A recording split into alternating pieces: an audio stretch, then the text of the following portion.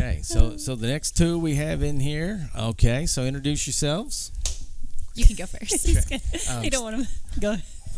Stacy DeFoor. I'm one of the assistant superintendents. I work on federal programs and supervise the elementary campuses. Okay, good. And I'm Jennifer Bradley. I do public relations for the district. Yep, and her and I connection. Hey, radio, TV degree, radio background. Look at so her. you know what Yeah. I'm saying. And you always think you're such a weirdo. You're the No. only person that brings that to the table. Not See? because you're radio, but just because See, you are weird. Hey, but what I'm saying is, hey, we're picking up steam. You know what I'm saying? That's right. So yeah, I know. I forgot to Yeah. mention a minute ago that you dressed like me today. Yeah, I you know, did, At yeah. least I didn't wear khaki pants. Yeah. We have done that before. Well, I'm waiting on my shirt that comes on that says "I'm with my hero" and it kind of points to you. So Yeah, every time we I get our need picture that. made, yeah, that's, need that. Yeah, exactly. So, again, enough about us, Yes. right? So, Stacy, you've been here first year, Second year. Yes, sir. Yeah, okay. So what's it like working with Kim? Let's just get down to the hard stuff right off the bat. It's a blast every day. Yeah, I would No, think so. She has been great. She cares about people. That's Right. the thing that I can Yep. tell you every day, and there's not a single person that interacts with her that don't think that. Right. She does Yeah. a great job. She worries about people a lot. Yeah, and I would agree with that. Getting to know Kim like I have through the years, last couple for sure.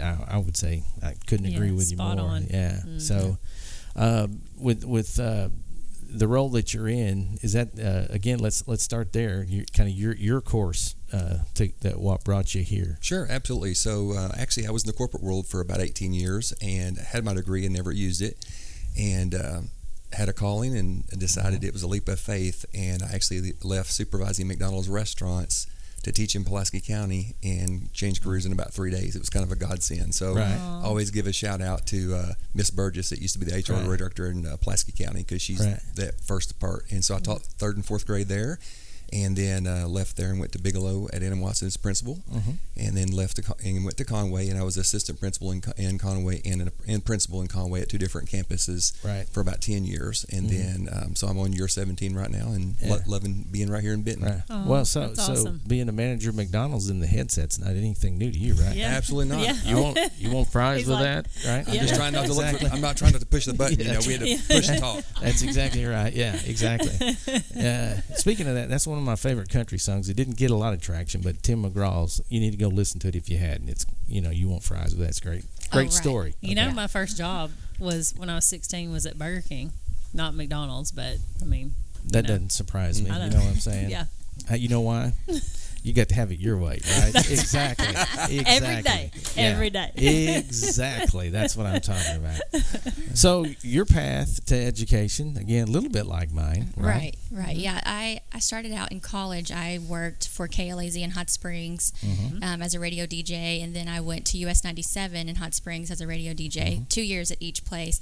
And then I started my internship at Channel 7 in Little Rock, and I worked there for about 6 months, and they hired me on pretty quickly as a production assistant.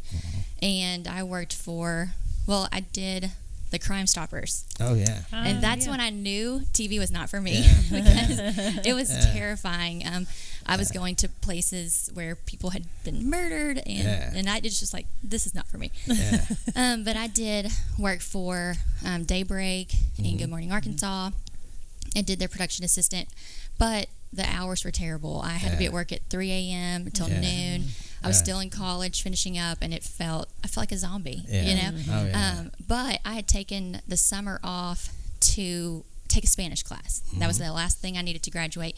And during that time off from Channel 7, I worked for a counseling service here in Benton and did a school program, a summer school program. And I fell in love with working with kids. And that's when I felt like I think my calling is actually education. And not TV. Radio is the most fun job I've ever had, but Right. if you want to live and, That's what- and pay bills, Yeah. that's not where to go. Well, and I tell people that all the time. I'm one of the few people that got into education for the money. Right. Right. Exactly. Yeah. Yeah. It's not much more than radio, but yeah. But I got my master's in education and started teaching, and I taught for 11 years, first and second grade. Awesome. Yeah. That's really cool. Yeah. So, and again, I'm sure you can attest, but that's kind of me. It's mingled into the best of both worlds. Right.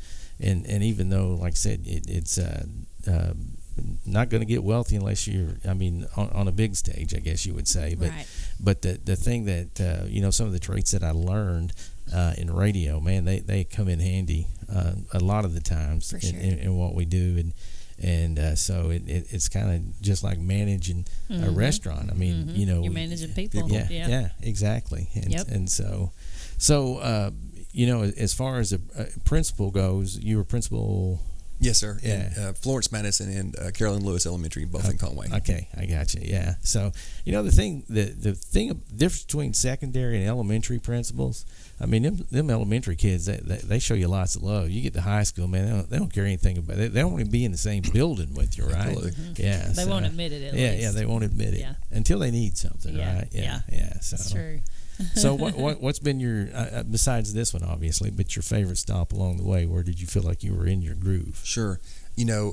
Leading and building was a lot of fun for me. I love the kids, and I think it's a calling that we're called to do. It's not a job. Right. And I agree. just to see those foundations, I think for me as a male in elementary education, I had the impact of having some boys groups and to be able to Right. work with the little boys Yeah. and the girls as well. But Right. I had a special place for those children that where you could maybe move them along and just Right. provide something that they didn't have. Then also, Yeah. I will say, having a group of teachers. I had some great teachers along the way in my career that's been phenomenal to work with. And probably one of the highlights for me was when we went to Carolyn Lewis and I helped open that school. Mark Lewis's mother is who it was named after. Oh, wow. And him and I knew each other from college. Well, I just remember her saying how proud she was for me to be the first assistant principal there. And so when I went back as principal, kind of a short story, but his mom and my mother both passed away of cancer. Oh, wow. So I felt like I was always doing something for her. And so Sure. during COVID, we were recognized as a blue ribbon school. And I remember getting that call, and I thought it was a solicitor, and Yeah. it was a State Department. And so it was a huge impact, and I was able to do a plaque in her honor for him, and it was just a great thing. Oh, that's Yeah. awesome. Yeah, that's a great story. Yeah. So, as far as like you said, teachers, the passion piece, and again, I think that starts at the top. Talk about how important maybe you view that as seeing, the passion. Sure. I think to me, it's culture and climate, relationships and trust are those four key words I always lean on because I don't feel like, teachers are going to come in and do a great job if they don't have a great leader that supports them, and I think now more than ever over the last few years through the pandemic, we have a lot more questions to answer each and every day from parents and kids, and I think it's just we're in the spotlight more, and so I think if we're doing that and just being proactive, having that proactive communication with our families instead of reacting to the things that are on social media all the time, and we're just doing the right thing, and I think we're making some great progress for sure. Right. Well, and I think too that the other thing about education through the years, it's adapting. To I mean, you're like me.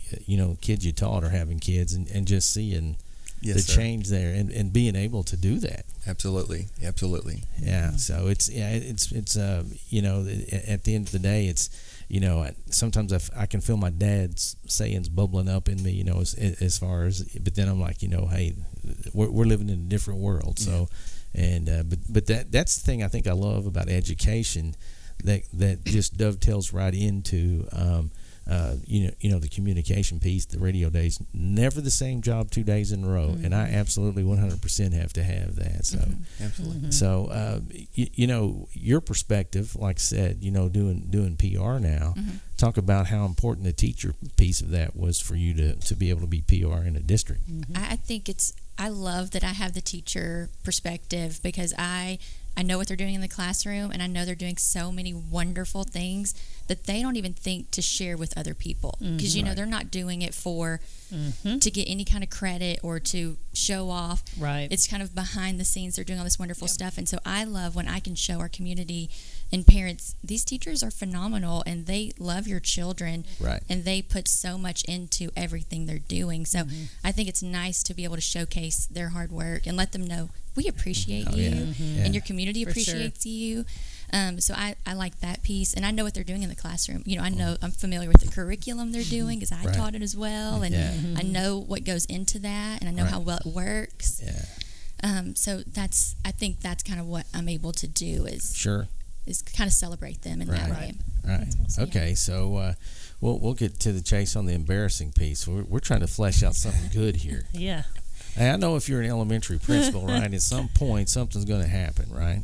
Absolutely. So what'd you have? What do you He's think? like, can I share this? Yeah. Or not? No. Well, embarrassed moments seem to follow me. I had one just downstairs a few minutes ago. We won't repeat that one, but probably one of the highlights was letting some teachers duct tape me to a wall for a fundraiser. Yeah. And we got to certain areas where I'm strapped onto this wall, and there was just some awkward moments where, you're getting taped to the wall. Yeah. I'll just leave it at that. Yeah. And so that Gotcha. was probably one of my most embarrassing moments, is just how to keep a straight face and just look straight ahead. Right. Yeah. So Well, I guess it was my first year teaching. I was giving a spelling test, and the whole week I was baffled by this word. I was like, what's mishappen? Like, I just don't understand what that word means. I don't know what this is. And it was misshapen. So I was like, awesome. That's on me. Yeah. Exactly. That was the most embarrassing. Well, at the time, again, as a principal, we do things to motivate our kids. So I was middle school principal, and I said, look, we had a bunch of knuckleheads, and I said, we need to raise our test score. And I gave them some ungodly number like 8. If we can get it up 8 points. Tell you what I'll do. I'll don a cheerleading suit, and we'll throw a party. And they ended up going like 10 or 12, And I thought, oh my God. Well, first of all, where in the heck are you going to find a cheerleading suit to fit me, right?